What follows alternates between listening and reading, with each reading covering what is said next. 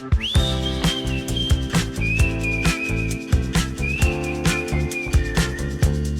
FM Parakuihi Show Online with Matai and Rahia. Tomo mai, e wera te kai. Iwa te kaumātai I ra whitu ki te iarere, iwa te kaumātahi I ra whitu ki te ipurangi. Turanga FM Parakuihi Show on air and online with Matai and Rahia. Mōrena heka mā, ko te rua te kaumātore o ngā rā o haki hea tēnei, and that means one thing and one thing only. And two more sleeps, you and I get to open our presents on Christmas morning. Can hardly contain the excitement. Hika kāna te ngākau. But you know what else is important on Christmas Day, eh? Other than spending time with whānau, it's the kai. Oh, e mea ana koe. The kai, the Christmas spread.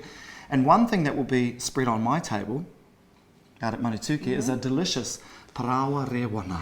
Now today we feature the Kaiti Bakery, te wāhi e hokana atu ana, te parawa rewana rongonui, hurinoi tūranga nei. Yum, you have to be fast, otherwise you'll last to get that yummy parawa. Yes, indeed. Now, speaking of bread, Rahia is going to read, I see what you did there, read the latest news right here in Te Tairāwhiti, anei, a kaitimo.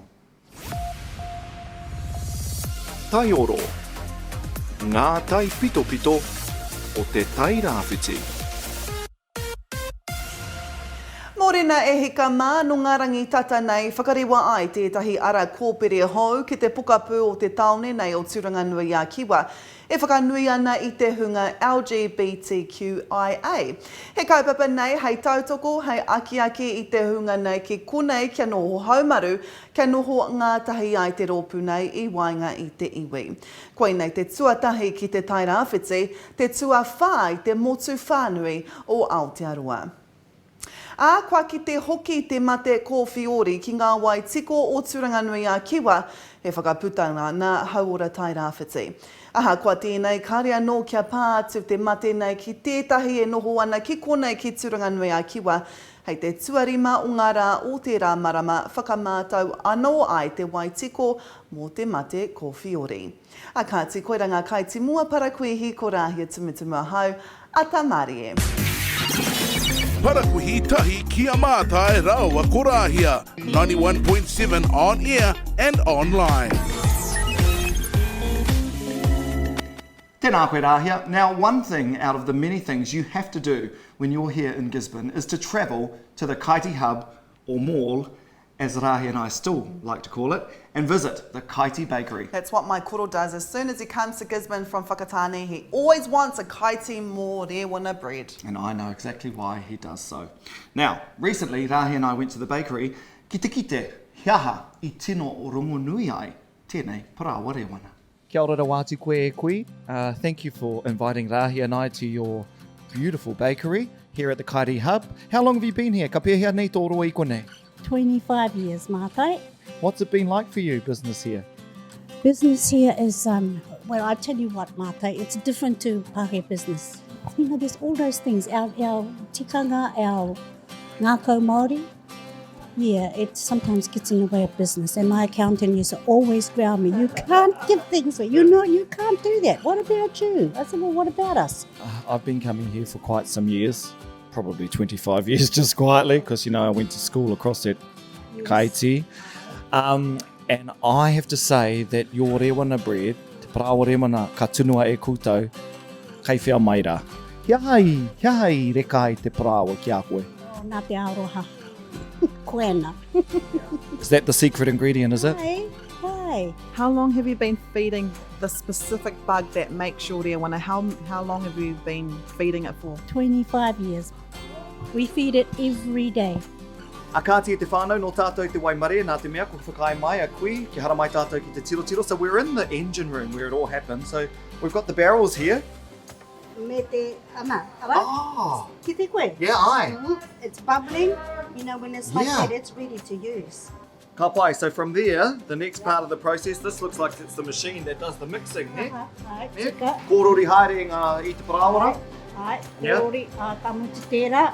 Aye. Maure mai konei, tatapahi, ne? And then everything is weighed. So each piece of dough, 500 grams, ne? You don't need to knead. No, put it in there. Don't need to knead, e te whānau. You heard it first. I've never seen a machine like this before. A dough roller. And then they go in these tins up here, ne? Makutiki. Just take one off. Dough goes in there. The dough goes in there, two bits of 500 grams. So each flour weighs a kg. Yeah? Wow. Into the oven she goes. This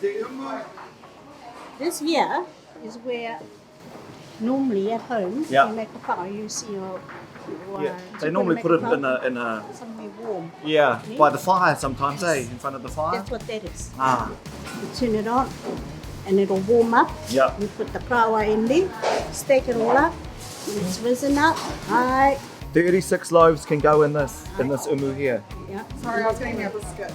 Oh, tell you what. They also do nice shortbread here. Kia ora, Rahia. So we can cook, quite a number of flour because we got 2 gigs. And then the finished product, te whānau. Ta-da! This is the finished So this is- product, Oh yes, this one. And then we're going to put it on here. And we can cook slice it. So you can either get one that's unsliced or sliced because you've got that flash slicing machine over there. Yeah, his name is Tyrone. Oh, his name is Tyrone. Kia ora, Tyrone. Warutara o te parawa nei. And for a half, must be whātara. $4.20. There you go. Well, how special was that? We got a tour backstage e te whānau with Kui. But now the proof is in the pudding. Oh. Perfect. Oh. I mean, that is reka wātu. A kātia hoa mā, e te kāna kia rerenga mihi, kia koe e Kui, mohu I whai wāhi mai kia mātou I tēnei rā. Me te whakātu mai, kia hai reka ai. Ngā parawa rewana I konei. Beautiful, eh, rā? It is, and it's just it's no surprises why the shop is always busy. You're always in line waiting to get a kai because, it's just world famous in Gisborne. Mai ia mātou I konei, the Kaiti Bakery. Hei kona mai. Ora, kia ora ra wātu koe. Oh, yum. That makes me so hungry. And I know that the Kaiti Bakery, well, they will be inundated with orders as we near Christmas. Mō tēnei wiki katoa kua kaingia I ai tērā prawa. He needs to work it off tēnei. I nē. Oh, well, kei te mohi au ki tētahi mahi korikori that doesn't actually feel like exercise. It's the Gisborne rail bikes. Now, no tataki nei haere ai māua ko Rahia ki te kake I ngā pahikara. And can I just say, it had the most beautiful scenic views as we rode our bikes. Oh, it was so beautiful. Hei a pōpō whakāturia ai tērā kaupapa, but for now, Hei kona! And we got sunburnt too, eh? We did, and I think I had this shirt on. Oh, yeah, you did. I did. See you tomorrow.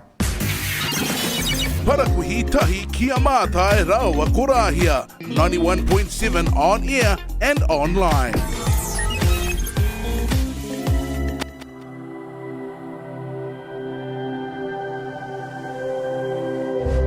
Ko te reo, te take.